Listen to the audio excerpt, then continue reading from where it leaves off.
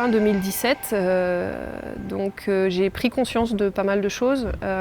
Et la première, c'est que dans mon travail, en fait, dans l'accompagnement que je faisais auprès de mes clients, donc il y avait certes la partie très opérationnelle, site internet, flyer, etc. Mais il y avait aussi l'accompagnement stratégique. Voilà. Et en fait, j'ai pris conscience que il y avait aussi toute une part de l'accompagnement du dirigeant en tant que personne, dans son, j'allais dire dans son rôle, mais justement non, dans son identité de chef d'entreprise. Et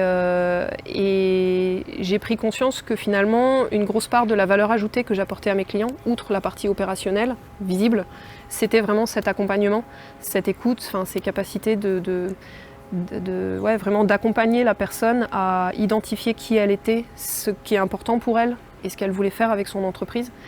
Et ensuite, mettre les moyens de communication, de marketing, etc. pour afficher ça.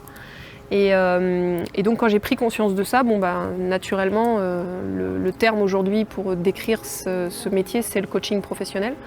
Donc j'ai décidé de me former parce que j'ai dit voilà, c'est vraiment ce que j'aime, j'ai de la valeur là-dessus, je l'ai identifié. Les clients reviennent, continuent, renouvellent l'émission pour ça. Donc entre autres, mais c'est ce qui fait la différence visiblement. Donc je veux vraiment développer ça et me spécialiser là-dedans.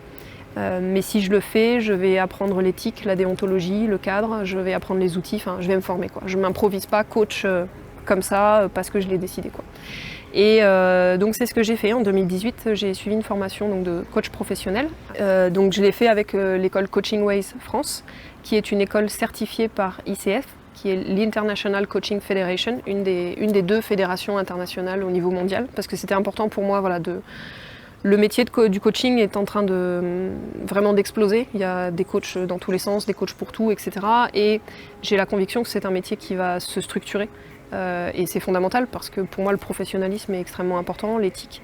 Et donc j'ai dit, ok, je vais me former. Et je vais me former dans une école qui a déjà mené cette démarche de professionnalisation qui donne le titre RNCP niveau 2, donc le titre à un niveau national français, mais qui a aussi une accréditation internationale. Donc voilà, donc en 2018, j'ai fait cette formation de coaching et j'ai décidé du coup de faire évoluer l'activité de l'entreprise, de créer en fait, de la faire évoluer et de créer vraiment une nouvelle identité, une nouvelle activité. Et donc dans l'évolution, c'est comme ça qu'est né Dream Wild.